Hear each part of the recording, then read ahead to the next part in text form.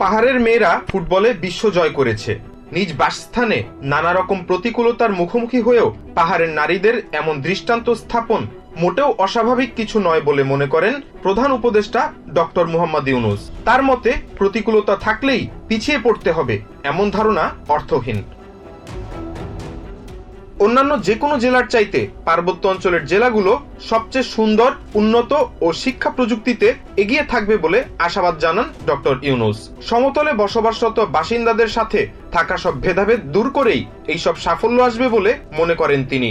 বাধা অতিক্রম করে সব পক্ষের সাথে বসেই পার্বত্য অঞ্চলের বাসিন্দাদের উন্নতি নিশ্চিত করা হবে বলে জানিয়েছেন প্রধান উপদেষ্টা। এক্ষেত্রে বাঙালি অবাঙালি সবার মধ্যেই ভ্রাতৃত্ববোধ থাকতে হবে। ডক্টর ইউনূস বলেন, পার্বত্য অঞ্চলে শান্তি প্রতিষ্ঠা ও উন্নয়ন কার্যক্রম বাস্তবায়নে শুধু চুক্তি নয়, পরস্পরের মধ্যে থাকতে হবে সমঝোতা। পার্বত্য এলাকার উন্নয়নে সবার আগে শিক্ষায় জোর দিতে হবে বলে মনে করেন ডক্টর ইউনূস। এজন্য বিদ্যমান সব অনিয়ম দূর করতে রাষ্ট্র সহায়তা করবে বলেও জানান তিনি। প্রযুক্তির মাধ্যমে সবকিছু জয় করা যায় উল্লেখ করে প্রধান উপদেষ্টা বলেন, প্রযুক্তি পরস্পরের মধ্যে যোগাযোগে ঘাটতি কিংবা দূরত্ব কমাতে সহায়তা করে। এজন্য এই ক্ষেত্রে সরকার বিশেষ জোর দেবে বলে জানান তিনি।